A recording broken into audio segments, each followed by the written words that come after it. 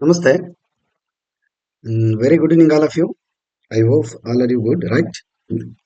So ನಿನ್ನೆ ನಾವು almost 1990 act ಅನ್ನ ಡಿಸ್ಕಸ್ ಮಾಡ್ತಿದ್ವಲ್ವಾ. ಸೊ ಈ 1990 ಆಕ್ಟ್ ನ ಮತ್ತೆ ಜೊತೆಗೆ ನಿನ್ನೆ ಗಂಗಾ ಕಲ್ಯಾಣ ಮತ್ತು ಅರಿವು ಶಿಕ್ಷಣ ಸಾಲ ಯೋಜನೆ ಇವುಗಳಿಗೆ ಸಂಬಂಧಪಟ್ಟಂಗೆ ಚರ್ಚೆ ಮಾಡ್ತಾ ಇದ್ವಿ. ಸೊ ಈ ಒಂದು ಕಾಯ್ದೆಯಲ್ಲಿ ನಿನ್ನೆ ಕೆಲವು ಒಂದು ಸೆಕ್ಷನ್ಸ್ ಗಳನ್ನ ನೋಡಿದ್ವಿ. ಅದರಲ್ಲಿ ಪ್ರಕರಣ 1 ಆಗಿರ್ಬೋದು, 2 ಆಗಿರ್ಬೋದು ಅಲ್ವಾ. ಒಂದನೇದು short title and also commencement ಬಗ್ಗೆ ಹೇಳುತ್ತೆ, ಜೊತೆಗೆ ಡೆಫಿನೇಷನ್ ಬಗ್ಗೆ ಹೇಳುತ್ತೆ ಎರಡನೇದು ಅಲ್ವಾ. ಮತ್ತೆ ಮೂರನೇದೇನಪ್ಪ ಅಂತಂದ್ರೆ ದಟ್ ಇಸ್ ಅಪ್ಲಿಕೇಬಿಲಿಟಿ, ಯಾರಿಗೆ ಅನ್ವಯಿಸುತ್ತೆ ಯಾರಿಗೆ ಅನ್ವಯಿಸುದಿಲ್ಲ ಅನ್ನೋ ವಿಚಾರಗಳನ್ನ ಇದು ಹೇಳುತ್ತೆ. ಅದಾದ ನಂತರ reservation of appointment or post, ಕೆಲವೊಂದು ಮೀಸಲಾತಿ ನೇಮಕಾತಿಗಳಿಗೆ ಅಥವಾ ಹುದ್ದೆಗಳಿಗೆ ಅದ್ರ ಬಗ್ಗೆ ಕೂಡ ಡಿಸ್ಕಸ್ ಮಾಡಿದ್ವಿ. ಇವನ್ ಆಲ್ಸೋ ನಾವು ಕೆಲವು ಇನ್ನು ವಿಚಾರಗಳನ್ನ ಡಿಸ್ಕಸ್ ಮಾಡಿದ್ವಿ. ಇಲ್ಲಿ ನೋಡಿ, ಇದೆಲ್ಲ ಬಹಳ ಇಂಪಾರ್ಟೆಂಟ್ ರೀ. ಇದೆಲ್ಲ ಆಗಿದಲ್ವ ನಿನ್ನೆ. ಸೊ ಪೆನಾಲ್ಟಿ ಬಗ್ಗೆ ಡಿಸ್ಕಸ್ ಮಾಡಿದ್ವಿ.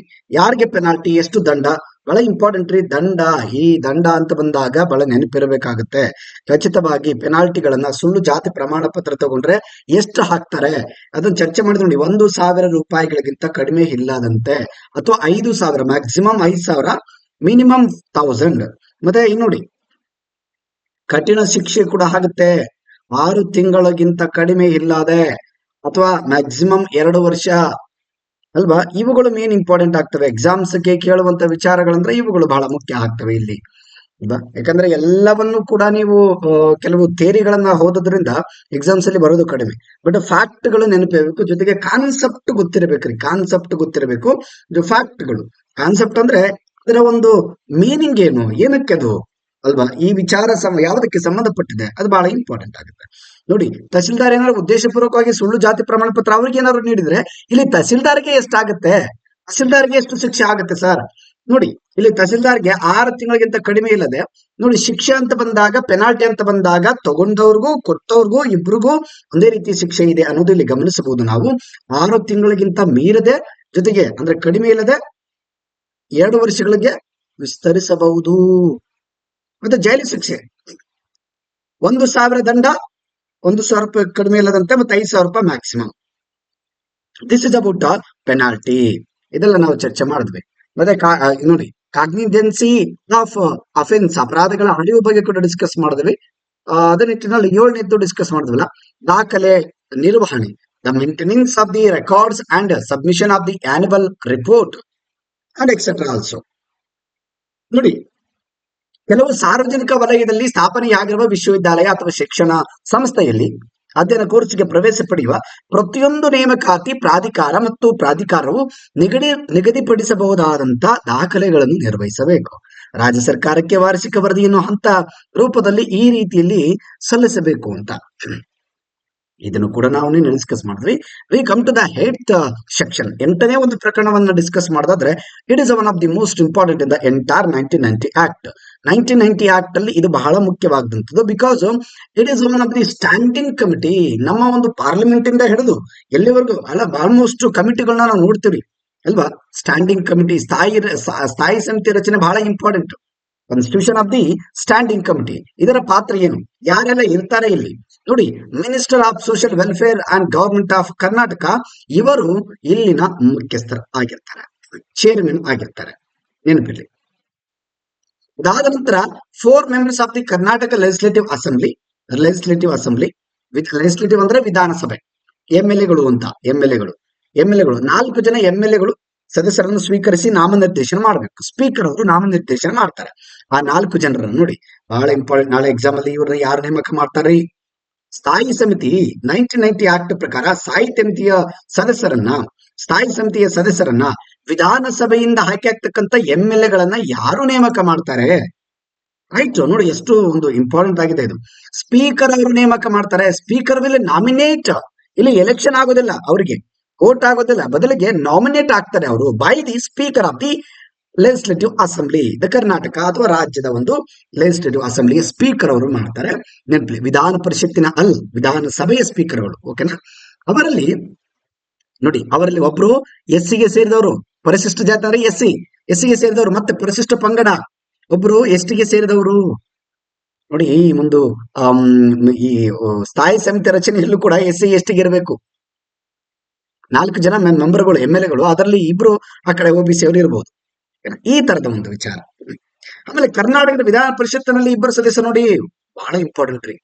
ಎಂ ಎಲ್ ಎಗಳು 4 ಜನ ಟೋಟಲ್ ಆಗಿ, 4 ಜನ. ಆ 4 ಜನರಲ್ಲಿ ಎಂ ಎಲ್ ಎ ಅಂತಂದ್ರೆ SC ST ಇಬ್ರು, ಎಲ್ಲಿಂದ ಲೋಕಸಭೆ, ಸಾರಿ, ರಾಜ್ಯ ವಿಧಾನಸಭೆಯ ಎಂ ಎಲ್ ಎಗಳು ಇಬ್ರು. ಕರ್ನಾಟಕ ವಿಧಾನ ಪರಿಷತ್ತಿನ MLCಗಳು, that is a legislative council, ಇಬ್ರು, 4 ಜನ ಆದ್ರೂ ಟೋಟಲ್ ಆಗಿ. ಇದನ್ನ ಬಹಳ ಇಂಪಾರ್ಟೆಂಟ್ ನೋಡಿ. ಆಮೇಲೆ chief secretary to the government of Karnataka, chief secretary of government of ಕರ್ನಾಟಕದವರು ಕೂಡ ಇಲ್ಲಿ ಮೆಂಬರ್ ಆಗಿರ್ತಾರೆ, ನೆನಪಿರ್ಲಿ. ಯಾರು ಸರ್ ಹಾಗಾದ್ರೆ ಚೀಫ್ ಸೆಕ್ರೆಟರಿ ಕರ್ನಾಟಕ ಅಂತಂದ್ರೆ ಯಾರು ಇರಬಹುದು ಇಲ್ಲಿ? ರಾಜಕಾರಣಿನ, MLA ಅಥವಾ MP ಎನಿಬಡಿ? ಯಾರಾದ್ರೂ ಹೇಳಿ, ತೊಂದರೆ ಇಲ್ಲ, ಕಮೆಂಟ್ ಅಲ್ಲಿ ಮಾಡಿ ನಂಗೆ, ನಾನು ಕೂಡ ಹೇಳ್ತೇನೆ. Definitely is one of the IAS officer. ಅವರು IAS ಆಫೀಸರ್ ಆಗಿರ್ತಾರೆ. ಸೆಕ್ರೆಟರಿಗಳು ಆಲ್ಮೋಸ್ಟ್ ನೀವು ರಾಜ್ಯ ಮಟ್ಟದ CMಗೂ ಸೆಕ್ರೆಟರಿ ಇರ್ತಾರೆ, PM ಗೂ ಸೆಕ್ರೆಟರಿ ಇರ್ತಾರೆ. PM ಸೆಕ್ರೆಟರಿ ಇದ್ದಾರಲ್ರಿ, ಅದು ಒಂದು ಹೈಯೆಸ್ಟ್ ಪೊಸಿಷನ್ ಪೋಸ್ಟ್.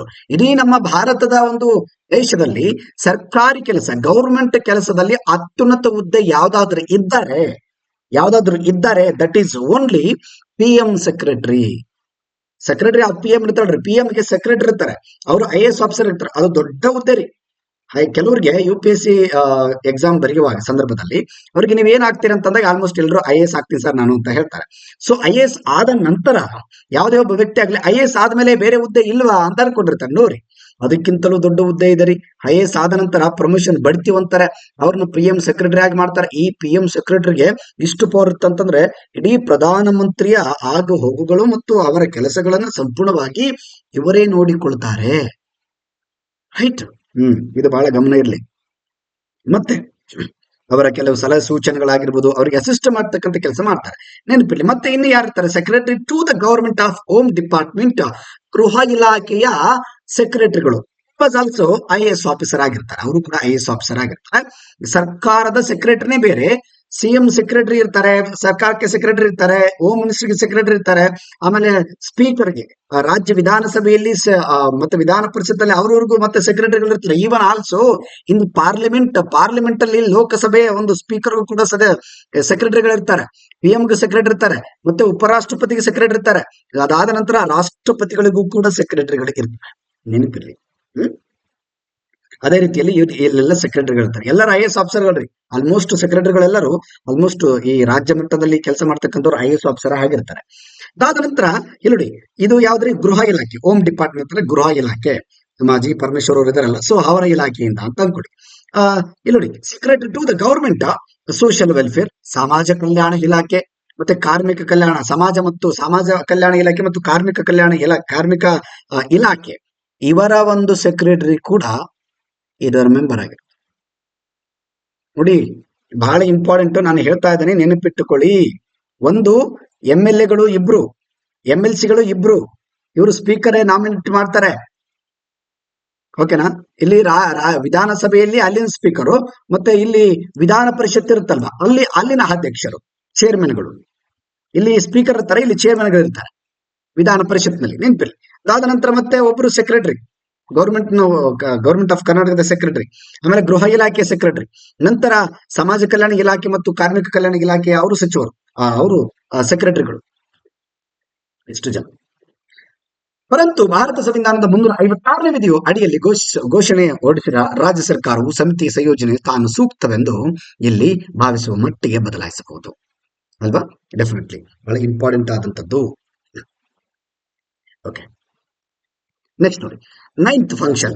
ನೈನ್ತ್ ಏನಿದೆ, ಇಲ್ಲಿ ವಿಧಿ 9ನೇ ವಿಧಿ ಅಥವಾ 9ನೇ ಸೆಕ್ಷನ್ ಅಂತ ಹೇಳ್ಬೋದು. ಸ್ಥಾಯಿ ಸಮಿತಿಗಳ ಕೆಲಸ. ಇಷ್ಟು ಎಂಟನೇದೇನ್ರಿ? ಸ್ಥಾಯಿ ಸಮಿತಿಯ ರಚನೆ. ಅಲ್ಲಿ ಯಾರು ಇರ್ತಾರೆ ಅದರ ಬಗ್ಗೆ ನಾವು ಮಾತಾಡ್ತೀವಿ. 9ರಲ್ಲಿ ಏನ್ ಮಾತಾಡ್ತೀವಿ? ಅವರ ಕೆಲಸಗಳೇನು, ಏನ್ ಮಾಡ್ಬೇಕು ಅವರು? ಸುಮ್ಮನೆ ಖಾಲಿ ಕೊಡ್ಬೇಕಾ? ಟೀ ಕಾಫಿ ಕುಡ್ಕೊಂಡು? ಅವರಿಗೆ ತನ್ನದೇ ಆದಂತ ಕೆಲಸ ಕಾರ್ಯಗಳು ಇರ್ತವೆ. ಸೊ ಏನೇನ್ ಮಾಡ್ಬೋದು ಸರ್? ಇಡೀ ಒಂದು ಸಮಾಜಕ್ಕೆ ಸಂಬಂಧಪಟ್ಟಂಗೆ, ಆ ಸಮುದಾಯಕ್ಕೆ ಸಂಬಂಧಪಟ್ಟಂತಹ ಅಭಿವೃದ್ಧಿಯ ಒಂದು ಉದ್ದೇಶವನ್ನು ಇಟ್ಕೊಂಡು ಇವರು ಕೆಲಸಗಳನ್ನ ಮಾಡ್ಬೇಕಾಗತ್ತೆ. ನೋಡಿ, ಈ ಕಾಯ್ದೆಯ ನಿಬಂಧನೆಗಳು, ಅದರ ಅಡಿಯಲ್ಲಿ ರಚಿಸಲಾದ ನಿಯಮಗಳ ಅನುಷ್ಠಾನದ ಪರಿಶೀಲನೆ ವರ್ಷಕ್ಕೆ 2 ಬಾರಿ ಸಾಧ್ಯತೆ ಇದೆ. ಒಂದು ಈ ಕೆಲಸ ಯೋಜನೆ ಆಗಿರುತ್ತೆ, ಒಂದು ಸ್ಕೀಮ್ ಆಗಿರುತ್ತೆ. ಈಗ ಆರೋಗ್ಯ ಸ್ಕೀಮ್ ಆಗಿರುವುದು, ಮತ್ತೆ ಗಂಗಾ ಕಲ್ಯಾಣ ಸ್ಕೀಮ್ ಆಗಿರುವುದು, ಇಂಥ ಒಂದು ಸ್ಕೀಮ್ಗಳ ಬಗ್ಗೆ ಇವ್ರೇನ್ ಮಾಡ್ತಾರೆ? ಪ್ರತಿ ವರ್ಷ, ಎಕ್ಸಾಂಪಲ್ ಹೇಳ್ತಾ ಇರೋದು ನಾನು, ಎಲ್ಲಾ ರೀತಿಯ ಒಂದು ಸ್ಕೀಮ್ಗಳನ್ನ ಏನ್ ಮಾಡ್ತಾರೆ? ಅನುಷ್ಠಾನ ಆಗಿದೆಯಾ, ಸರಿಯಾಗಿ ಆಗಿದೆಯಾ, 2 ವರ್ಷಕ್ಕೊಮ್ಮೆ ಏನ್ ಮಾಡ್ತಾರೆ? ಪರಿಶೀಲನೆ, ಇನ್ವೆಸ್ಟಿಗೇಷನ್ ಮಾಡಬಹುದು ಇವರು. ಇಂಪ್ಲಿಮೆಂಟೇಷನ್ ಆಗಿದೆಯಾ ಇಲ್ಲ ಸರಿಯಾಗಿ ಅಂತೇಳಿ, ಎಕ್ಸಿಕ್ಯೂಟ್ ಆಗ್ತಾ ಇದೆಯಾ, ಇದು ಸುಮ್ಮನೆ ಇದನ್ನ ಮಾಡಿದಾರ, ದುಡ್ಡು ಖರ್ಚು ಮಾಡ್ತಾ ಇದಾರ ಅಂತ ಅನ್ನೋತರ. ಮತ್ತೆ ಬಿ ಎಲ್ ಏನ್ ಬರುತ್ತೆ, ಆ ಅನುಷ್ಠಾನದಲ್ಲಿ ಏನಾದ್ರು ಪ್ರಾಬ್ಲಮ್ ಆದ್ವಾ, ಆ ಯೋಜನೆ ಜಾರಿ ಆಗ್ಲಿಕ್ಕೆ ಏನೋ ತೊಂದರೆಗಳು ಆದ್ವಾ, ಅದನ್ನ ತೆಗೆದು ಹಾಕಲು, ಆ ತೊಂದರೆಗಳನ್ನ ನಾವು ಹೆಂಗ್ ತೆಗೆದು ಹಾಕ್ಬೇಕು, ಹೆಂಗ್ ಹೋಗಲಾಡಿಸ್ಬೇಕು, ಅದಕ್ಕೆ ಸಲಹೆಗಳನ್ನ ಕೊಡ್ತಾರೆ, ಇವರು ಸಲಹೆಗಳನ್ನ ಕೊಡ್ತಾರೆ. ಅದರ ಸುಧಾರಣೆಗೆ ಕೆಲವು ಕ್ರಮಗಳನ್ನು ಕೂಡ ತೆಗೆದುಕೊಳ್ಳಬಹುದು ಇವರು.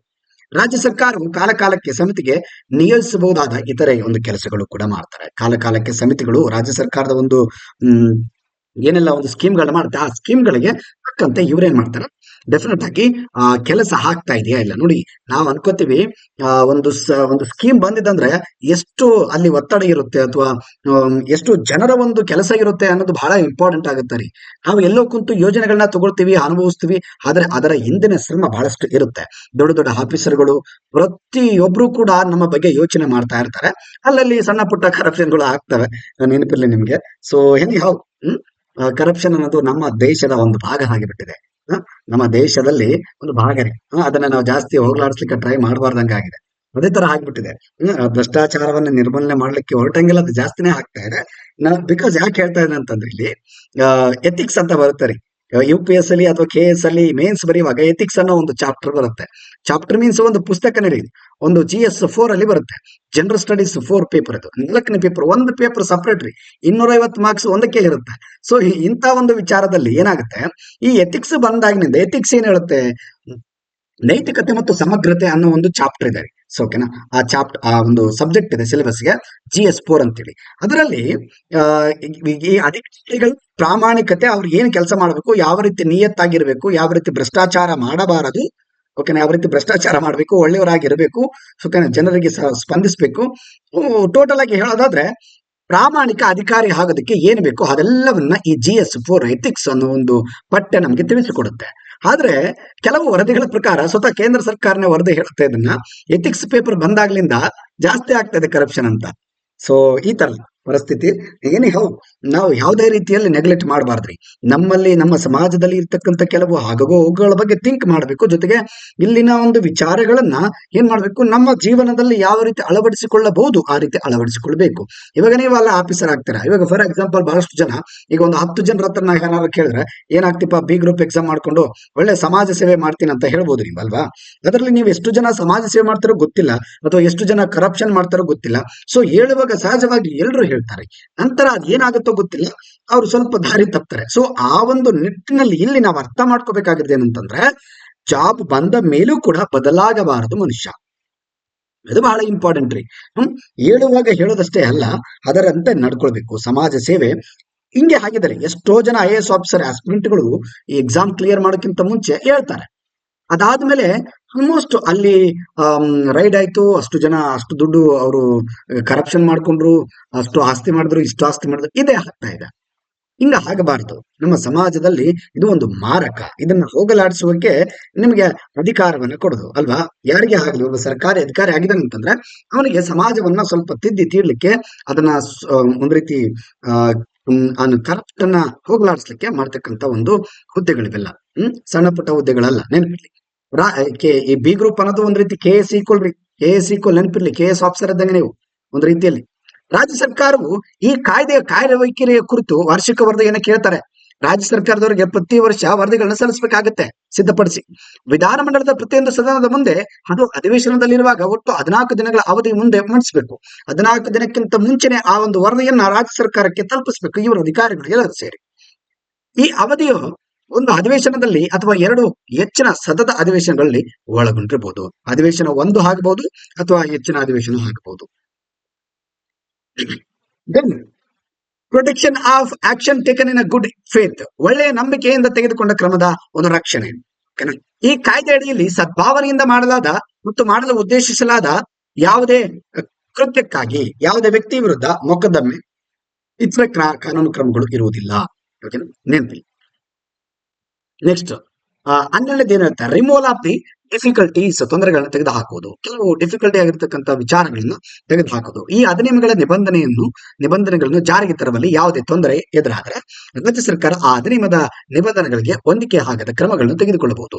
ಇವಾಗ ಒಂದು ಕಾನೂನು ಇದೆ, ಈ ಕಾನೂನು ಯಾಕೋ ಜನರ ಮಧ್ಯೆ ಸರಿಯಾಗಿ ಪ್ರತಿಕ್ರಿಯೆ ಬರ್ತಾ ಇಲ್ಲ, ಬಹಳಷ್ಟು ಜನ ವಿರೋಧಿಸ್ತಿದ್ದಾರೆ ಅಂತಂದ್ರೆ ಅಲ್ಲಿ ಏನಾದ್ರು ಇಂಚು ಅದನ್ನ ತೆಗೆದು ಹಾಕಬಹುದು. ಇಲ್ಲ ಅಂತಂದ್ರೆ ಆ ಒಂದು ಪ್ರಾಬ್ಲಮ್ಸ್ ಗೆ ಸಂಬಂಧಪಟ್ಟಂತ ಸೊಲ್ಯೂಷನ್ ಅನ್ನು ಕೊಡಬಹುದು. ಇಲ್ಲ ಕಾನೂನನ್ನ ಮತ್ತೆ ಸ್ವಲ್ಪ ಏನಾದ್ರು ಬದಲಾವಣೆ ಮಾಡಕ್ಕಾಗುತ್ತಾ ಅಂತ ರಾಜ್ಯ ಸರ್ಕಾರಗಳು ಇಲ್ಲಿ ತೀರ್ಮಾನ ತೆಗೆದುಕೊಳ್ಳುವಂತ ಸಾಧ್ಯತೆ ಇರುತ್ತೆ. ರಾಜ್ಯ ಸರ್ಕಾರವು ಆ ತೊಂದರೆಯನ್ನು ನಿವಾರಿಸಲು ಅಗತ್ಯವೆಂದು ಪರಿಗಣಿಸಬಹುದು. ಅದನ್ನ ಡೆಫಿನೆಟ್ಲಿ ಇದನ್ನ ಮಾಡ್ಬೇಕ್ರಿ ಅಂತೇಳಿ ಅವ್ರು ಕಾನೂನನ್ನು ತರಬಹುದ್ರಿ. ಫೈನಲಿ 13ನೇ ಒಂದು ಪ್ರಕರಣ ಏನ್ ಹೇಳುತ್ತೆ, ಹೌ ಟು ಮೇಕ್ ರೂಲ್ಸ್. ನಿಯಮಗಳನ್ನ ರಚಿಸುವ ಅಧಿಕಾರ ಯಾರಿಗಿರುತ್ತೆ? ರಾಜ್ಯ ಸರ್ಕಾರಕ್ಕೆ ಇರುತ್ತೆ ಆಲ್ಮೋಸ್ಟ್ ಅಲ್ವಾ. ಈ ಕಾಯ್ದೆಗೆ ಸಂಬಂಧಪಟ್ಟಂಗೆ 1919 ಆಕ್ಟ್ ಏನಿರುತ್ತೆ, ಹಿಂದುಳಿದ ವರ್ಗಗಳು ಮತ್ತು SC/ST ಗೆ ಸಂಬಂಧಪಟ್ಟಂತ ಒಂದು ಕಾಯ್ದೆ ಇದು 1990 ರಾಜ್ಯ ಸರ್ಕಾರದ ಕಾಯ್ದೆ. ಕರ್ನಾಟಕ ಸರ್ಕಾರದ ಕಾಯ್ದೆ SC/ST ಅಂಡ್ OBC ಗೆ ಸಂಬಂಧಪಟ್ಟಂತದ್ದು ಅಲ್ವಾ. 1990 act related to the Karnataka state government, Karnataka. Right, ನೋಡಿ ಈ ಕಾಯ್ದೆ ಉದ್ದೇಶಗಳನ್ನು ಪೂರೈಸಲು ರಾಜ್ಯ ಸರ್ಕಾರ ತನ್ನದೇ ಆದ ನಿಯಮಗಳನ್ನು ರಚಿಸಬಹುದು. ಉಪವಿಭಾಗ ಸಬ್ ಪಾರ್ಟ್ 1 ನಲ್ಲಿ ಏನು ಬರುತ್ತಾಗತ್ತೆ, ಸಬ್ಸೆಕ್ಷನ್ 1, ಈ ಅಡಿಯಲ್ಲಿ ಅಂತ ನಿಯಮಗಳನ್ನು ರಚಿಸುವವರೆಗೆ ರಾಜ್ಯ ಸರ್ಕಾರವು ಅಂತ ಮೀಸಲಾತಿಗೆ ಸಂಬಂಧಿಸಿದ ಮಾಡಿದ ಯಾವುದೇ ಕಾರ್ಯಕಾರಿ ಆದೇಶಗಳನ್ನು ಈ ಕಾಯ್ದೆಯ ಅಡಿಯಲ್ಲಿ ರಚಿಸಲಾದ ನಿಯಮಗಳೆಂದು ಪರಿಗಣಿಸಲಾಗ್ತದೆ. ಈ ರಾಜ್ಯ ಸರ್ಕಾರ ಏನಾದ್ರು ಸ್ವಲ್ಪ ಮೀಸಲಾತಿಗೆ ಸಂಬಂಧಪಟ್ಟಂಗೆ ಕೆಲವು ತೀರ್ಮಾನಗಳನ್ನು ತೆಗೆದುಕೊಳ್ಳುತ್ತೆ. ಈಗ ಒಳ ಮೀಸಲಾತಿ ಬರುತ್ತದೆ, ಒಳ ಮೀಸಲಾತಿ ಇದು ರಾಜ್ಯ ಸರ್ಕಾರದ ಒಂದು ತೀರ್ಮಾನ ಅಲ್ವಾ. ಒಳ ಮೀಸಲಾತಿ ಸುಪ್ರೀಂ ಕೋರ್ಟ್ಗೆ ಹೋಗುತ್ತೆ, ಮತ್ತೆ ಹೈಕೋರ್ಟ್ಗೆ ಹೋಗುತ್ತೆ. ಇದಾದ ನಂತರ ಸುಪ್ರೀಂ ಕೋರ್ಟ್ ಹೇಳಿತು ನೀವು ಕೊಡ್ಬೋದ್ರಿ, ನಿಮ್ ರಾಜ್ಯ ಸರ್ಕಾರಕ್ಕೆ ಬಿಟ್ಟಂತ ವಿಚಾರ ಅಂತ ಹೇಳಿ ಸುಪ್ರೀಂ ಕೋರ್ಟ್ ಹೇಳ್ತು. ಆಗ ಸುಪ್ರೀಂ ಕೋರ್ಟ್ ಏನ್ ಕೊಡ್ತು, ತಾನು ಹೇಳಿಲ್ಲ, ಹೌದು ಸರಿ ಇದೆ, ನಿಮ್ ರಾಜ್ಯಕ್ಕೆ ಬಿಟ್ಟಿದ್ದು, ಓಕೆನಾ, ನಾವು ಪರ್ಮಿಷನ್ ಕೊಡ್ತೀವಿ, ನೀವು ಬೇಕಾದ್ರೆ ಅಲ್ಲಿ ಪಾಸಿಬಿಲಿಟೀಸ್ ನೋಡ್ಕೊಂಡು ಆ ಒಳ ಮೀಸಲಾತಿಯನ್ನ ಜಾರಿಗೆ ಮಾಡ್ತಿರೋ ಬಿಡ್ತಿರೋ ಅದು ರಾಜ್ಯ ಸರ್ಕಾರಕ್ಕೆ ಬಿಟ್ಟದ್ದು ಅಂತೇಳಿ ಅವ್ರು ಕೈ ಬಿಟ್ಟು ಒಂದ್ ರೀತಿ ಸ್ವಲ್ಪ ಸೈಡ್ ಆಗ್ಬಿಟ್ರಿ ಅವ್ರೆ, ನಮ್ಗೆ ಹಾಕ್ಬೇಕಪ್ಪ ಇದಂತೇಳಿ. ಸುಪ್ರೀಂ ಕೋರ್ಟ್ ಏನ್ ಮಾಡ್ತು, ರಾಜ್ಯ ಸರ್ಕಾರಕ್ಕೆ ಕೊಟ್ಟು ವಾಪಸ್ ಅದನ್ನ. ನೀವೇ ಮಾಡಿಪ್ಪ, ಹೆಂಗಾರು ಮಾಡಿ, ನಿಮ್ ರಾಜ್ಯ ನೀವ್ ಹೆಂಗಾರು ಮಾಡ್ಕೊಳ್ಳಿ ಅನ್ನೋ ತರ. ಡೆಫಿನೆಟ್ಲಿ. ಸೊ ನೋಡಿ, ಆತರ ಆಯ್ತು. ನಂತರ ರಾಜ್ಯ ಸರ್ಕಾರದವರು ಮತ್ತೆ 3 ತಿಂಗಳು ಟೈಮ್ ಕೊಟ್ಟಿದ್ದಾರೆ ಈಗ ರಿಪೋರ್ಟ್ ಅನ್ನು ಸಲ್ಲಿಸಲಿಕ್ಕೆ. ಇನ್ನು ಒಂದ್ ರೀತಿ ಟ್ರಾನ್ಸ್ಪರೆನ್ಸಿ ಆಗಿ ರಿಪೋರ್ಟ್ ಅನ್ನು ಕೊಟ್ಟು ಅದಾದ ನಂತರ ಒಳ ಮೀಸಲಾತಿಯನ್ನು ಜಾರಿ ಮಾಡುವ ಒಂದು ಸಾಧ್ಯತೆ ಇರುತ್ತೆ. ನಂತರ ಸಾಧ್ಯವಾದಷ್ಟು ಬೇಗ ರಾಜ್ಯ ವಿಧಾನಮಂಡಲ ಪ್ರತಿಯೊಂದು ಸದನದ ಮುಂದೆ ಅದನ್ನು ಇಡಬೇಕಾಗುತ್ತೆ. 30 ದಿನಗಳ ಅವಧಿಗೆ ಅಧಿವೇಶನದಲ್ಲಿರುವಾಗ ಒಂದು ಅಧಿವೇಶನದಲ್ಲಿ 2 ಅಥವಾ ಹೆಚ್ಚಿನ ಸತತ ಅಧಿವೇಶನಗಳು ಒಳಗೊಂಡಿರಬಹುದು. ಈ ಕಾನೂನನ್ನು ಚೇಂಜ್ ಮಾಡ್ಬೇಕಂದ್ರೆ 30 ದಿನದ ಒಳಗಾಗಿ ಅಧಿವೇಶನದಲ್ಲಿ ಅದನ್ನು ಮಾತಾಡ್ಬೇಕು. ಏನ್ ಮಾಡ್ಬೇಕ್ರಿ, ವಿಧಾನ ಪರಿಷತ್ತು ಮತ್ತೆ ವಿಧಾನಸಭೆಯಲ್ಲಿ ಚರ್ಚೆ ಆಗತ್ತೆ ಅಂತ. 2 ಸದನಗಳು ಟೋಟಲ್ ಆಗಿ ನೋಡಿ, ಇಲ್ಲಿ 2 ಸದನಗಳು ಒಪ್ಪಿಗೆ ಬೇಕಾಗುತ್ತೆ. ಇಲ್ಲಿ 2 ಸದನಗಳು ಒಪ್ಕೊಳ್ಬೇಕಾಗತ್ತೆ, ನೆನಪಿರ್ಲಿ. S. Now we come to the Department of Backward Class. ನಾವು ಇಷ್ಟೊತ್ತು ಚರ್ಚೆ ಮಾಡಿದ್ವಿ. ಇದೆಷ್ಟು ಚಾಪ್ಟರ್? ಐ ಥಿಂಕ್ ನಾ ಇಲ್ಲಿ ಚಾಪ್ಟರ್ ಹಾಕಿಲ್ಲ ಅಲ್ಲ. Don't worry. ಎಷ್ಟು ಚಾಪ್ಟರ್ ಇದು? 6th ಚಾಪ್ಟರ್ ಅಲ್ವಾ. 6th chapter. Today we are going to discuss about the 7th chapter. ಒಂದೇ ನಿಮಿಷ. ಲಾಸ್ಟ್ ಟೈಮ್ ಯಾವುದು ಮಾಡಿದ್ವಿ ನಾವು ಹಾಗಾದ್ರೆ? 5. ಓಕೆ.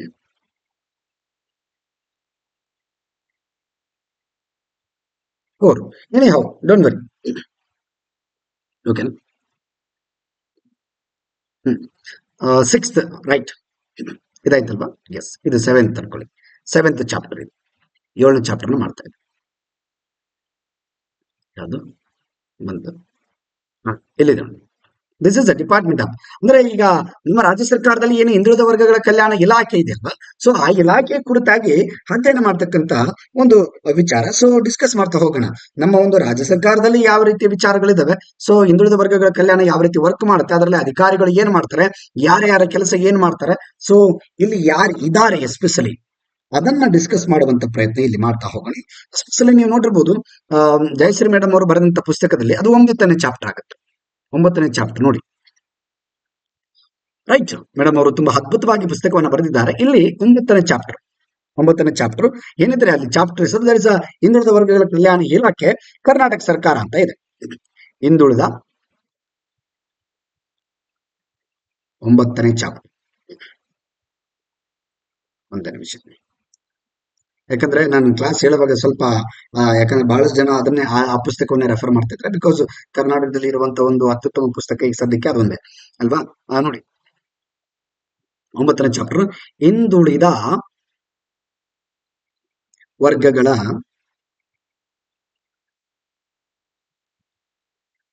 ಕಲ್ಯಾಣ ಇಲಾಖೆ ಇಲಾಖೆ ಕರ್ನಾಟಕ ಸರ್ಕಾರ. ಕರ್ನಾಟಕ ಸರ್ಕಾರ. ಸೊ ಈ ಚಾಪ್ಟರ್ 9ನೇ ಚಾಪ್ಟರ್. ಬಟ್ ನಾವೀಗ ಡಿಸ್ಕಸ್ ಮಾಡೋದು ಅದನ್ನೇ.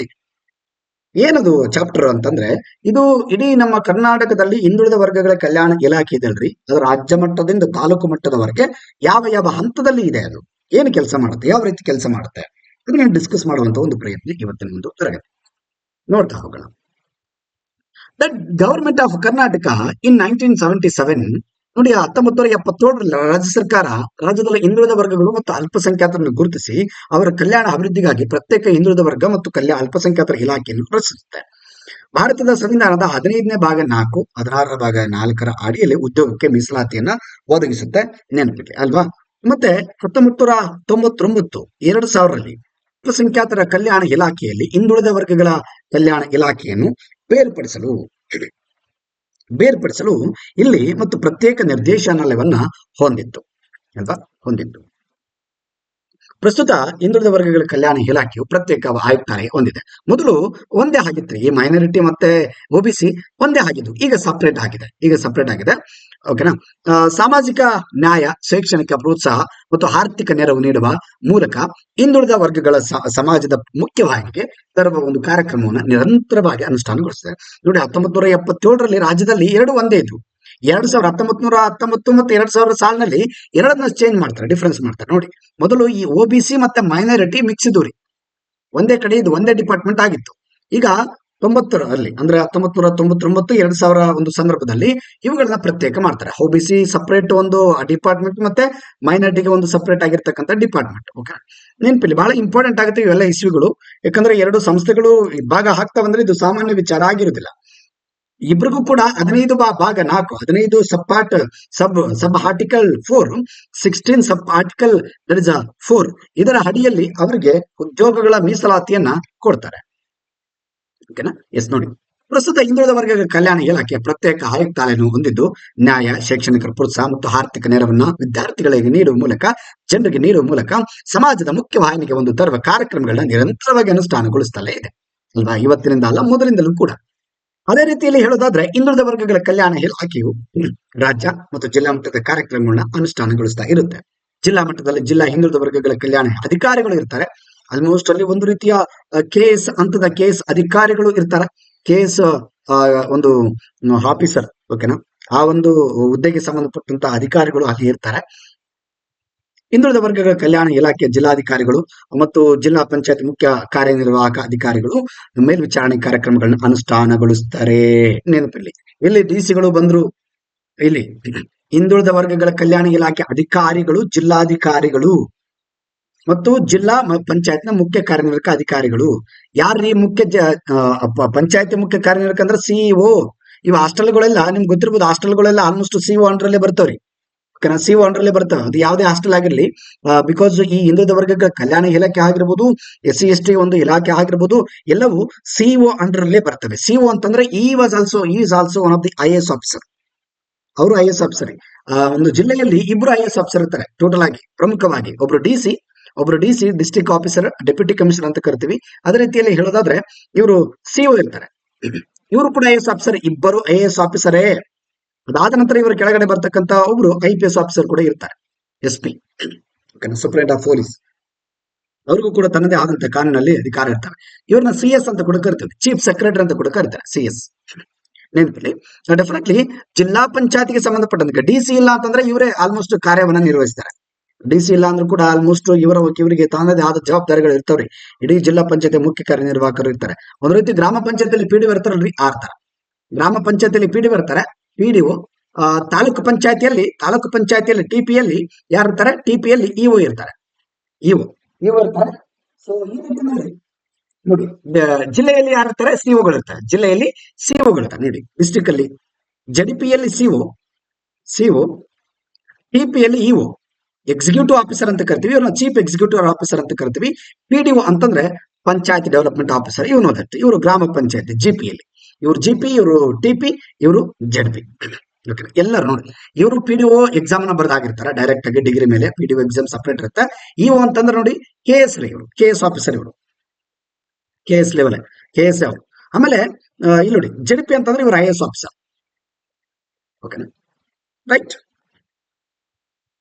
ಎಸ್, ಇವರ ಒಂದು ನೇತೃತ್ವದಲ್ಲಿ ಪಂಚಾಯತ್ ಮುಖ್ಯ ಕಾರ್ಯನಿರ್ವಾಹಕ ಅಧಿಕಾರಿಗಳ ಒಂದು ಮೇಲ್ವಿಚಾರಣೆಯಲ್ಲಿ ಕಾರ್ಯಕ್ರಮಗಳನ್ನ ಅನುಷ್ಠಾನಗೊಳಿಸಲಾಗ್ತದೆ. ಬಹಳ ಇಂಪಾರ್ಟೆಂಟ್ ಆಗ್ತಾರೆ ಇವರು. ಹಾಗಾದ್ರೆ ನಾವು ಇನ್ಸ್ಟಿಟ್ಯೂಷನಲ್ ಸ್ಟ್ರಕ್ಚರ್ ಅನ್ನು ನೋಡ್ತಾ ಹೋಗೋಣ. ಓಕೆನಾ, ಇಲ್ಲಿ ಯಾವ ರೀತಿ ಸ್ಟ್ರಕ್ಚರ್ ಇದೆ, ಅವರ ಒಂದು ಇಲಾಖೆ ಯಾವ ರೀತಿ ವಿಂಗಡಣೆ ಆಗಿದೆ, ರಾಜ್ಯ ಮಟ್ಟದಿಂದ ಹಿಡಿದು ತಾಲೂಕು ಮಟ್ಟದವರೆಗೂ ಸಿಬ್ಬಂದಿ ವರ್ಗ ಎಲ್ಲೆಲ್ಲಿ ಇರುತ್ತೆ ನೋಡಿ. ಒಟ್ಟಾರೆ ಆಗಿ ಈ ಒಂದು ಆಯುಕ್ತರ ಹಿಂದುಳಿದ ವರ್ಗಗಳ ಕಲ್ಯಾಣ ಇಲಾಖೆ, ಇವರ ಒಂದು ಇಲಾಖೆಯಲ್ಲಿ, ಈ ಒಂದು ಇಲಾಖೆಯಲ್ಲಿ ಡಿಪಾರ್ಟ್ಮೆಂಟ್ ಅಲ್ಲಿ ಎಷ್ಟು ಜನ ಇರ್ತಾರೆ? ಒಬ್ರು ಜಂಟಿ ನಿರ್ದೇಶಕರು ಇರ್ತಾರೆ, ಜಾಯಿಂಟ್ ಡೈರೆಕ್ಟರ್ ಅಂತ ಕರಿತೀವಿ. ಒಬ್ರು ಎರಡು ಜನ, 3 ಜನ, 4 ಜನ, 4 ಜನ ಟೋಟಲ್ ಆಗಿ ಜಾಯಿಂಟ್ ಸೆಕ್ರೆಟರಿಗಳು ಇರ್ತಾರೆ.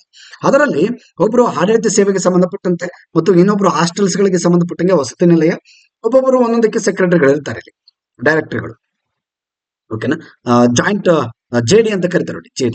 ಜೆಡಿ ಅಂದ್ರೆ ರಾಜ್ಯ ಮಟ್ಟದ ಅಧಿಕಾರಿಗಳು ಇರಲ್ಲ, ರಾಜ್ಯ ಮಟ್ಟದ ಆ ಇಲಾಖೆಗೆ ಸಂಬಂಧಪಟ್ಟಂಗೆ. ಅದಾದ ನಂತರ ಇಲ್ಲಿ ನೋಡಿ, ಇವರು ಜಂಟಿ ನಿರ್ದೇಶಕರು, ಅಲೆಮಾರಿ ಕೋಶಕ್ಕೆ ಸಂಬಂಧಪಟ್ಟಂಗೆ. ಇವರು ಜಂಟಿ ನಿರ್ದೇಶಕರು ಅಂದ್ರೆ ಮಾರ್ಗದರ್ಶನ ಶಾಖೆ, ಮಾರ್ಗದರ್ಶನ ಮಾಡ್ತಕ್ಕಂಥ ಒಂದು ಬ್ರಾಂಚ್. 5 ಜನ ಟೋಟಲ್ ಆಗಿ ಇವರು ಆಡಳಿತವರು, ಮುಖ್ಯಸ್ಥರು. ಇವರು ಎಲ್ಲರೂ ಆಲ್ಮೋಸ್ಟ್ ಈಕ್ವಲೆ. ಇವರು ಸ್ವಲ್ಪ ಕೈ ಮೇಲು. ಈಗ ನೋಡಿ, ಐ ಎಸ್ ಆಫೀಸರ್ ಬಹಳಷ್ಟು ಜನ ಐ ಎಸ್ ಆಫೀಸರ್ ಇರ್ತಾರೆ. ಸೊ ಅವ್ರ ಮೇಲೆ ಇನ್ನೊಬ್ರು ಐ ಎಸ್ ಆಫೀಸರ್ ಇರ್ತಾರೆ, ಅವ್ರು ಕೂಡ ಐ ಎಸ್ ಆಫೀಸರ್ ಆಗಿರ್ತಾರೆ. ಪ್ರಮೋಷನ್ ಮೇಲೆ ಸ್ವಲ್ಪ ಒಂದು ಬಡ್ತಿಯನ್ನು ಹೊಂದಿರ್ತಾರೆ, ಪ್ರಮೋಷನ್ ಆಗಿರುತ್ತೆ ಅಂತ. ಮತ್ತೆ ಇಲ್ಲಿ ಜಾಯಿಂಟ್ ಸೆಕ್ರೆಟರಿಗೆ ಸಂಬಂಧಪಟ್ಟಂಗೆ ಉಪನಿರ್ದೇಶಕರು ಇರ್ತಾರೆ. ಆಮೇಲೆ ಇಲ್ಲಿ ಉಪನಿರ್ದೇಶಕರು ಆಡಳಿತಕ್ಕೆ ಸಂಬಂಧಪಟ್ಟಂಗೆ, ಸಂಗ್ರಹಣೆಗೆ ಸಂಬಂಧಪಟ್ಟಂಗೆ, ಮತ್ತೆ ಇಲ್ಲಿ ಮುಖ್ಯ ಲೆಕ್ಕಾಧಿಕಾರಿಗಳು ಕೂಡ ಇರ್ತಾರೆ.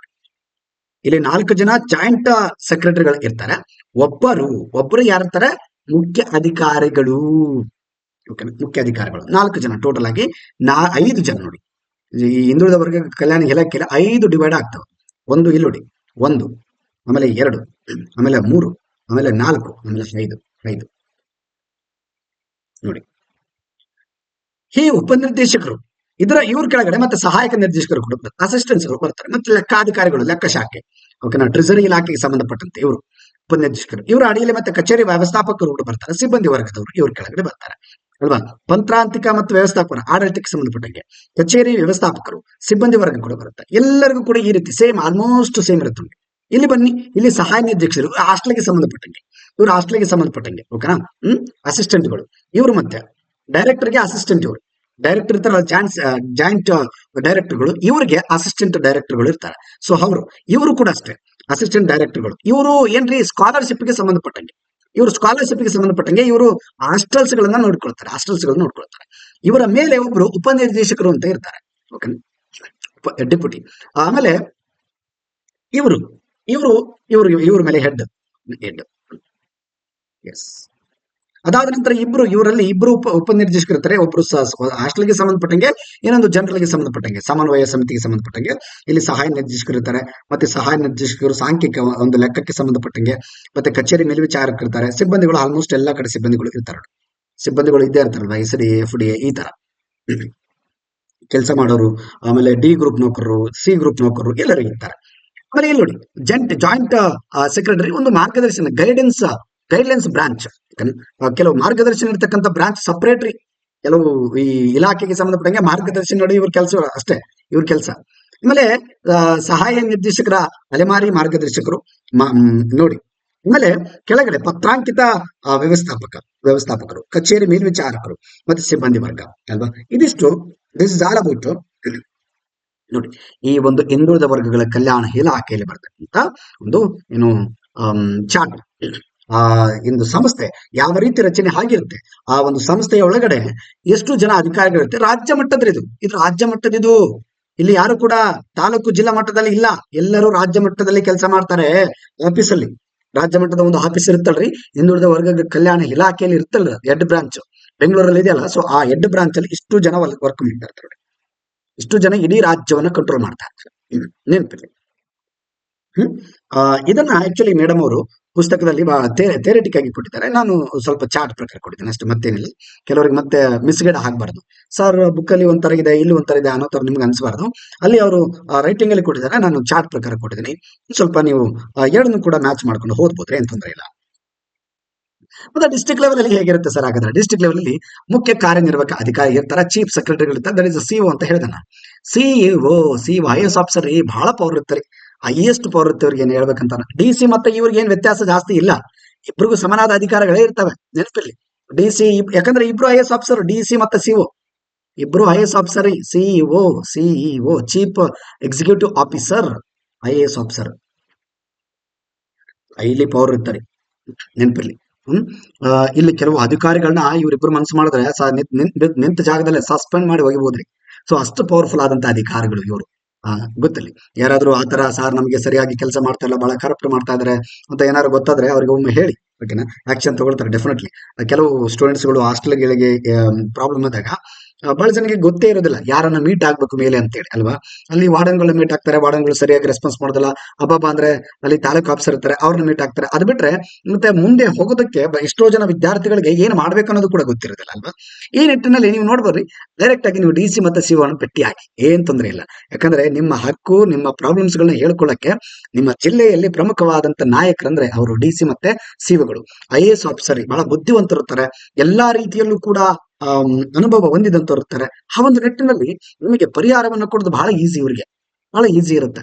ಡೋಂಟ್ ವರಿ, ಯು ಕ್ಯಾನ್ ಗೋಡ್ತೇವೆ ಅವ್ರ ಹತ್ರ ನೀವು ಹೋಗಿ ಏನೇ ಒಂದು ಸಮಸ್ಯೆಗಳು, ನಿಮ್ಮ ಒಂದು ಸಾರ್ವಜನಿಕ ಸಮಸ್ಯೆಗಳು ಮತ್ತೆ ಫ್ಯಾಮಿಲಿ ಸಮಸ್ಯೆಗಳೆಲ್ಲ ತಗೊಂಡೋಗಿ ಅವ್ರ ಮುಂದೆ ಹೇಳಬೇಡಿ, ಅದಕ್ಕೆ ಕೋರ್ಟ್ ಇದೆ. ಏನೇ ಯಾವ ಜಿಲ್ಲಾ ಮಟ್ಟದಲ್ಲಿ ಮುಖ್ಯ ಕಾರ್ಯನಿರ್ವಾಹಕ ಅಧಿಕಾರಿಗಳು ಇರ್ತಾರೆ, ಅವ್ರ ಕೆಳಗಡೆ ನೋಡಿ ಡಿಒ ಇರ್ತಾರೆ, ಡಿಸ್ಟ್ರಿಕ್ಟ್ ಆಫೀಸರ್ ಇರ್ತಾರೆ, ಡಿಒ ಅಂತ ಕರೀತಾರೆ. ಪ್ರತಿಯೊಂದು ಇಲಾಖೆ ಇರ್ತಾರೆ, ಎಸ್ ಟಿ ಅಥವಾ ಎಸ್ ಸಿ ಒಬಿಸಿ ಎಲ್ಲಾ ಇಲಾಖೆಗಳಿಗೆ ಡಿಒಗಳು, ಡಿಸ್ಟ್ರಿಕ್ಟ್ ಆಫೀಸರ್ಗಳು ಇರ್ತಾರೆ. ಆಲ್ಮೋಸ್ಟ್ ಅವರು ಕೆಎಸ್ ಒಂದು ಈಕ್ವಲ್ ಆದಂತಹ ಕೆಡೆಟ್ ಅವರು ಇರ್ತಾರೆ, ಕೆಎಸ್ ಈಕ್ವಲ್ಗೆ ಸಂಬಂಧಪಟ್ಟಂತ ಒಬ್ಬ ಆಫೀಸರ್ಗಳು ಇರ್ತಾರೆ, ಅವರು ನೆನಪಿರ್ಲಿ. ಪತ್ರಾಂಕಿತ ವ್ಯವಸ್ಥಾಪಕರು ಇರ್ತಾರೆ, ಲೆಕ್ಕ ಅಧಿಕಾರಿಗಳು, ಲೆಕ್ಕ ಅಧ್ಯಕ್ಷರು ಮತ್ತೆ ಕಚೇರಿ ಮೇಲ್ವಿಚಾರಕರು ಸಿಬ್ಬಂದಿಗಳು ಇರ್ತಾರೆ, SRA, ನೆನಪಿರ್ಲಿ. ಆಮೇಲೆ ತಾಲೂಕು ಮಟ್ಟದಲ್ಲೂ ಕೂಡ ಅಷ್ಟೇ ತಾಲೂಕಾ ಅಧಿಕಾರಿಗಳು ಇರ್ತಾರೆ, ತಾಲೂಕು ಆಫೀಸರ್ ಅಂತ ಟಿಒ ಅಂತ ಕರಿತೀವಿ, ಟಿಒ ತಾಲೂಕು ಆಫೀಸರ್ಗಳು ಎಲ್ಲಾ ಒಂದು ಇಲಾಖೆಗೆ ಇರ್ತಾರೆ. ಒಬಿಸಿಗೆ ಮತ್ತೆ ಎಸ್ಸಿಗೆ ಎಸ್ಟಿಗೆ ಕೆಲವೊಂದ್ಸರಿ ಏನ್ ಮಾಡ್ಬಿಡ್ತಾರೆ, ಒಬ್ಬ ವ್ಯಕ್ತಿಯನ್ನ ಎರಡೂ ಇಲಾಖೆಗಳಿಗೆ ಕೊಟ್ಬಿಡ್ತಾರೆ. ಈಗ ನೋಡಿ, ಒಬ್ಬ ಅಧಿಕಾರಿ ಇರ್ತಾನೆ ಅನ್ಕೊಳ್ಳಿ, ಒಬ್ಬ ಯಾವ್ದೋ ಒಬ್ಬ ಆಫೀಸರ್ ಇರ್ತಾರೆ, ಟಿಒ ಇರ್ತಾನೆ ಅನ್ಕೊಳ್ಳಿ, ಆತನನ್ನ ನೋಡಪ್ಪ ನೀನು ಎಸ್ ಸಿ ಮತ್ತೆ ಎಸ್ ಟಿ ಎರಡು ಇಲಾಖೆಗಳನ್ನ ನೀನ್ ನೋಡ್ಕೊಂಡ್ಬಿಡು ಅಂತೇಳಿ ಕೊಡೋ ಸಾಧ್ಯತೆಗಳು ಇರ್ತವೆ, ಓಕೆ, ಕೊಡೋ ಸಾಧ್ಯತೆಗಳು ಇರ್ತವೆ ಶೋರ್ಲಿ. ಆತರ ಆಗಿದಾವೆ ಹಿಂದೆ. Yes sure. ಮತ್ತೆ ನೋಡಿ, ತಾಲೂಕು ವರ್ಗ ಟಿಒ ನಂತರ ಯಾರು ಬರ್ತಾರೆ? ಟಿಒ ನಂತರ ನಿಲಯ ಪಾಲಕರು, ಹಾಸ್ಟೆಲ್ ವಾರ್ಡನ್ಸ್ ಮತ್ತೆ ಅಥವಾ ಹಾಸ್ಟೆಲ್ ವಾರ್ಡನ್ಸ್ ಆಗಿರ್ಬೋದು ಅಥವಾ ಮೇಲ್ವಿಚಾರಕರೇ ಇಬ್ರು ಕೊಡಂತೀವಿ. ಮೆಟ್ರಿಕ್ ನಂತರದ ವಿದ್ಯಾರ್ಥಿಗಳು ಅಥವಾ ಮೆಟ್ರಿಕ್ ಪೂರ್ವದ ವಿದ್ಯಾರ್ಥಿಗಳು. ತಾಲೂಕಾ ಹಿಂದುಳಿದ ವರ್ಗಗಳ ವಿಸ್ತರಣಾಧಿಕಾರಿ, ಸಿಬ್ಬಂದಿ ವರ್ಗ ಇವ್ರ ಕೈಯಲ್ಲಿ ಇರುತ್ತೆ. ಜೊತೆಗೆ ಕಿರಿಯ ಅಂದ್ರೆ ಇಲ್ಲಿ ಜೂನಿಯರ್ ವಾರ್ಡನ್ ಅಂತ ಇರ್ತಾರೆ, ಜೂನಿಯರ್ ವಾರ್ಡನ್, ಇವರು ಸೀನಿಯರ್ ವಾರ್ಡನ್, ಇವರು ಜೂನಿಯರ್ ವಾರ್ಡನ್, ಓಕೆನಾ, ಜೂನಿಯರ್. ಅವರ ಕೆಳಗಡೆ ಮತ್ತೆ ಅಡಿಗೆ ಸಹಾಯಕರು ಇರ್ತಾರೆ, ಅಲ್ವಾ, ತಾಯಂದ್ರು ಇರ್ತಾರೆ. ಎಸ್ ಸೆಕ್ರೆಟರಿ, ಇವರ ಒಂದು ಕಾರ್ಯಾಲಯವನ್ನು ನೋಡೋದಾದ್ರೆ ಈಗ ಯಾರಿದ್ದಾರೆ ಸರ್? ಹಾಗಾದ್ರೆ ಈಗ ಯಾರಿದ್ದಾರೆ ಈ ಒಂದು ನಮ್ಮ ಕರ್ನಾಟಕ ಸರ್ಕಾರದ ಇಲಾಖೆಯಲ್ಲಿ ಯಾರೆಲ್ಲ ಅಧಿಕಾರಿಗಳಿದ್ದಾರೆ ನೋಡಿ. ತಂಗಡಗಿ ಸಂಗಪ್ಪ ಶಿವರಾಜ್, PS ಶಿವರಾಜ್ ಅಂತ ಕರಿಬಹುದು. ಇವ್ರು ಯಾರ್ರಿ? ಆನರಬಲ್ ಮಿನಿಸ್ಟರ್, ಹಿಂದುಳಿದ ವರ್ಗಗಳ ಕಲ್ಯಾಣ ಇಲಾಖೆಯ ಶಿವರಾಜ್ ತಂಗಡಿ ಅಂತಾನೆ ಫೇಮಸ್ ರೀ, ಬಹಳ ಫೇಮಸ್ ಇವರು, ನೆನಪು ನಿಮ್ಗೆ ರಾಜಕಾರಣಿಗಳು. ಸೊ ಇವಾಗ ನಮ್ಮ ಆನರಬಲ್ ಮಿನಿಸ್ಟರ್, ಬ್ಯಾಕ್ವರ್ಡ್ ಹಿಂದುಳಿದ ವರ್ಗಗಳ ಕಲ್ಯಾಣ ಇಲಾಖೆಗೆ ಸಂಬಂಧಪಟ್ಟಂಗೆ ಸಚಿವರು ಬಹಳ ಇಂಪಾರ್ಟೆಂಟ್ ಪರ್ಸನ್ ನೋಡಿ. Madhusudan Reddy, GS Madhusudan, private secretary. ಇವರು ಅವ್ರಿಗೆ ಪ್ರೈವೇಟ್ ಸೆಕ್ರೆಟರಿ, ಗೌರ್ಮೆಂಟ್ ಸೆಕ್ರೆಟರಿಗಳು ಇಲ್ಲೇನು ಮಿನಿಸ್ಟರ್ಗಳು ಇರ್ತಾರಲ್ರಿ, ಅವರಿಗೆ ಸೆಕ್ರೆಟರಿಗಳು ಇರ್ತಾರೆ, ನೆನಪಿರಲಿ. ಮತ್ತೆ ಸಂಜಯ್ ಬಿ ಶೆಟ್ಟಣ್ಣನ್ ಅವರು ಅಂತಿದ್ದಾರೆ, ಇವರು IAS ಆಫೀಸರ್, ಇವಾಗ ಗೌರ್ಮೆಂಟ್ ಅನ್ನ ಸೆಕ್ರೆಟರಿಗಳು. ನಾವು ಮೆಂಬರ್ ಅಂತ ನೋಡಿದ್ವಿ ನೋಡ್ರಿ, ಅಲ್ಲಿ 8ನೇ ಒಂದು ಪ್ರಕರಣದಲ್ಲಿ ಈ ಇಲಾಖೆಗೆ ಸಂಬಂಧಪಟ್ಟಂಗೆ ಮೆಂಬರ್ಗಳ ಒಂದು ಸ್ಥಾಪನೆ ಆಗುತ್ತೆ. MLAಗಳು ಇಬ್ಬರನ್ನ ಮಾಡ್ತಾರೆ, ಆಮೇಲೆ MLCಗಳು ಇಬ್ರು ಆಗ್ತಾರೆ. ಅದರಲ್ಲಿ ಮತ್ತೆ ಸೆಕ್ರೆಟರಿ ಒಬ್ರು, ಗೌರ್ಮೆಂಟ್ ಸೆಕ್ರೆಟರಿ, ಮತ್ತೆ ಇಲ್ಲಿ ಗೃಹ ಇಲಾಖೆಯಿಂದ ಒಬ್ರು, ಮತ್ತೆ ಸಮಾಜ ಕಲ್ಯಾಣ ಇಲಾಖೆಯಿಂದ ಒಬ್ರು. ಸೊ ಈ ರೀತಿ ಟೋಟಲ್ ಆಗಿ ಮೆಂಬರ್ಗಳು ಅಲ್ಲಿ ಇರ್ತಾರೆ ಅಂತ ನೋಡಿದ್ವಿ. ಅದರಲ್ಲಿ ಇವರು ಮೆಂಬರ್ ಆಗಿರ್ತಾರೆ, ನೆನಪಿರ್ಲಿ. ಯಾರಾದ್ರೆ? ಶಿವರಾಜ್ ಶೆಟ್ಟಣ್ಣವರು. ನಾಳೆ ಎಕ್ಸಾಮ್ ಲಿಂಗು ಕೂಡ ಕೇಳಬಹುದು. ಈಗ ಸ್ಥಾಯಿ ಸಮಿತಿ ರಚನೆಗೆ ಸಂಬಂಧಪಟ್ಟಂಗೆ ಸ್ಟ್ಯಾಂಡಿಂಗ್ ಕಮಿಟಿ ಇದೆಯಲ್ಲ, ಆ ಸ್ಟ್ಯಾಂಡಿಂಗ್ ಕಮಿಟಿಯಲ್ಲಿ ಈಗ ಸರ್ಕಾರಿ ಕಾರ್ಯದರ್ಶಿಗಳಾದ ಯಾರು ಈ ಕೆಳಗಿನಗಳಲ್ಲಿ ಯಾರು ಅದರ ಮೆಂಬರ್ಗಳು ಆಗಿದ್ದಾರೆ ಸರ್ಕಾರಿ ಇಲಾಖೆಯಲ್ಲಿ? That is IAS officer Sanjay B ಶೆಟ್ಟಣ್ಣನವರು. ಪ್ರೈವೇಟ್ ಸೆಕ್ರೆಟರಿ ನಾಗಪ್ಪ ಅಂತ ಕೂಡ ಇದ್ದಾರೆ.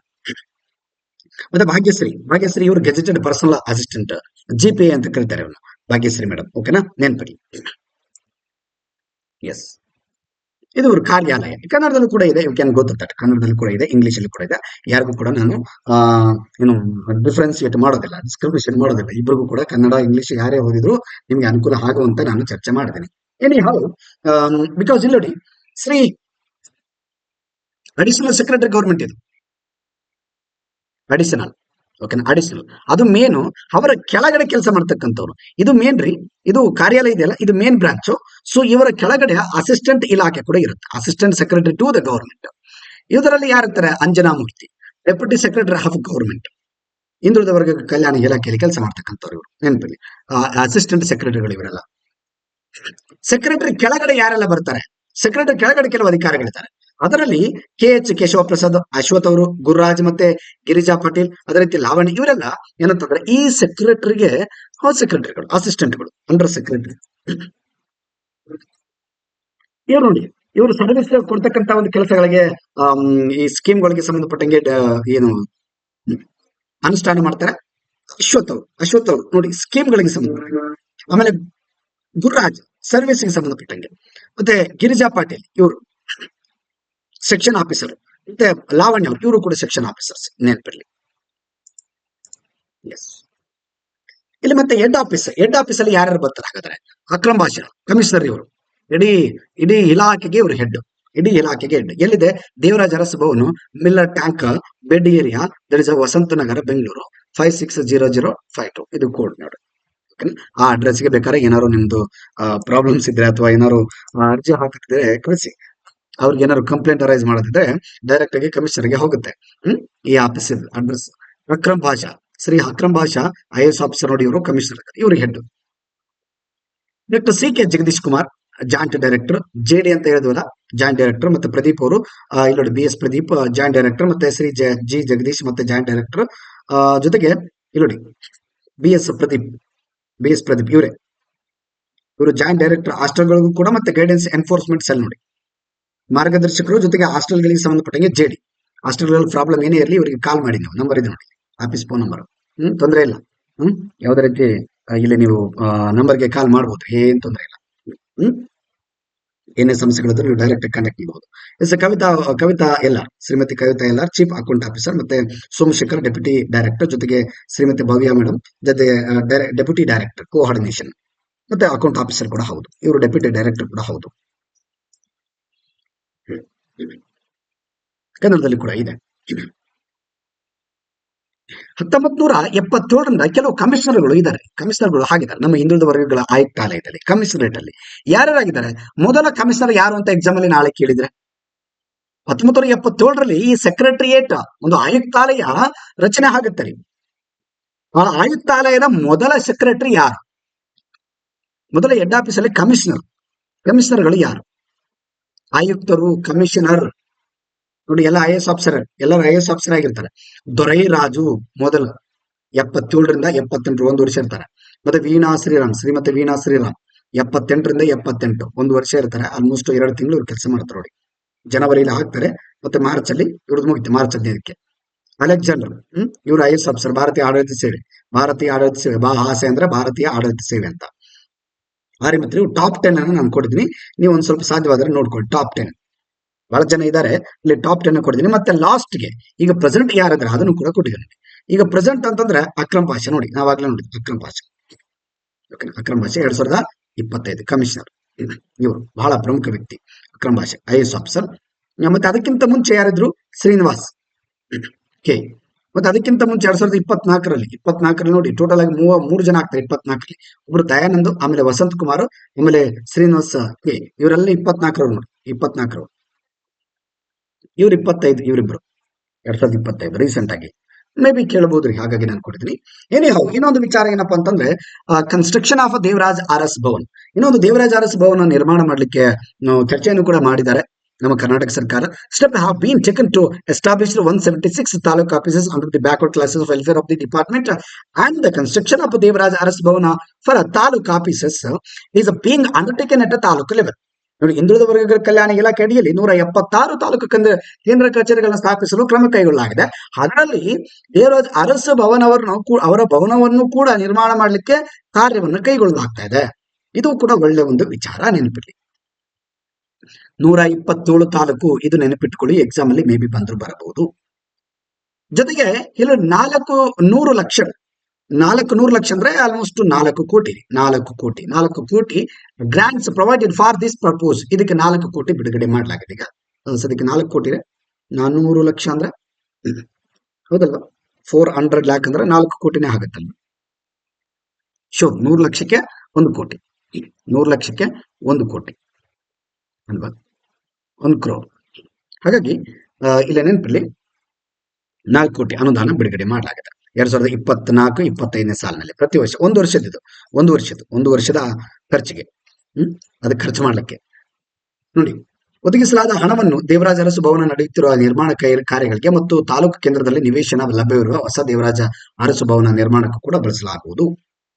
S, okay. And thank you ರೀ. ದಿಸ್ ಇಸ್ ಆಲ್ ಅಬೌಟ್ ಏನಪ್ಪಾ ಅಂತಂದ್ರೆ ಇವತ್ತಿನ ಒಂದು ತರಗತಿ. ನಿಮ್ಗೆ ಗೊತ್ತಿದೆ, ನಾನು ಈ ಒಂದು ಪಠ್ಯದಲ್ಲಿ ಆಲ್ಮೋಸ್ಟ್ ಪ್ರತಿಯೊಂದು ಟಾಪಿಕ್ಸ್ ಗಳನ್ನು ಕೂಡ ಕವರ್ ಮಾಡ್ಲಿಕ್ಕೆ ಪ್ರಯತ್ನ ಪಡ್ತಿದ್ದೀನಿ. ನಿಮ್ ಸಹಕಾರ ನನಗೆ ಚೆನ್ನಾಗಿದೆ. ಸೊ ಆಲ್ಮೋಸ್ಟ್ ಇದೇ ತರ ನನಗೆ ನೀವು ಸಪೋರ್ಟ್ ಮಾಡ್ತಾ ಇರಿ. ಡೆಫಿನೆಟ್ಲಿ ಒಳ್ಳೆ ಕಂಟೆಂಟ್ ಅನ್ನ, ಒಳ್ಳೆ ವಿಚಾರಗಳನ್ನ, ಇನ್ನೂ ಹೆಚ್ಚಿನ ವಿಚಾರಗಳು ಯಾವೆಲ್ಲ ನಿಮ್ಗೆ ತಪ್ಪಿಸಬೇಕು ನನಗೆ ಹೇಳಿ, ಕಮೆಂಟ್ ಅಲ್ಲಿ ಹಾಕಿ. ಸರ್, ಈ ವಿಷಯದ ಬಗ್ಗೆ ನಮ್ಗೆ ಡಿಸ್ಕಸ್ ಮಾಡಿ. ಈ ಗ್ರೂಪ್ಗೆ ಸಂಬಂಧಪಟ್ಟಂಗೆ ಈ ಟಾಪಿಕ್ ನಮಗೆ ಅರ್ಥ ಆಗ್ತಾ ಇಲ್ಲ, ಸ್ಪೆಸಿಫಿಕ್ ಪೇಪರ್ಗೆ ಸಂಬಂಧಪಟ್ಟಂಗೆ ಅಂತ ಕಮೆಂಟ್ ಹಾಕಿ. ಡೆಫಿನೆಟ್ಲಿ ಅದರ ಒಂದು ಕ್ಲಾರಿಟಿ, ಕಂಪ್ಲೀಟ್ ಡೀಟೇಲ್ಸ್ ಸಮೇತ ನಾನು ಬರ್ತೇನೆ. ಇದನ್ನ ಮುಗಿಸ್ತೇನೆ. ಆಲ್ಮೋಸ್ಟ್ ಇನ್ನೊಂದು ಸ್ವಲ್ಪ ದಿನದಲ್ಲೇ ಮುಗಿಯುತ್ತೆ. ವಿತಿನ್ 10 days ನಾವು ಚಾಲೆಂಜ್ ಹಾಕಿದ್ವಿ. ಅದರ ಒಳಗಡೆ ಮುಗಿಸಕ್ಕೆ ಟ್ರೈ ಮಾಡೋಣ. ಮುಗಿಸಿ ನಂತರ ರಿವಿಷನ್ ಕೂಡ ಮಾಡ್ತಾ ಹೋಗೋಣ. ಏನೇ ಹೌ, ಥ್ಯಾಂಕ್ ಯು ರೀ. ನನ್ನ ಚಾನಲ್ಗೆ ಸಬ್ಸ್ಕ್ರೈಬ್ ಮಾಡಿ, ನಿಮ್ಮ ಫ್ರೆಂಡ್ಸ್ ಕೂಡ ಶೇರ್ ಮಾಡಿ, and keep supporting always. Thank you ರೀ. ಸಬ್ಸ್ಕ್ರೈಬ್ ಮಾಡಿ, ಲೈಕ್ ಮಾಡಿ, ಕಮೆಂಟ್ ಮಾಡೋದನ್ನ ಮರಿಬೇಡಿ. ಜೊತೆಗೆ ನಿಮ್ಮ ಒಂದು ಸಲಹೆ ಸೂಚನೆ ಅಗತ್ಯವಾಗಿ ನನಗೆ ಬೇಕಾಗಿದೆ. ಥ್ಯಾಂಕ್ ಯು ರೀ.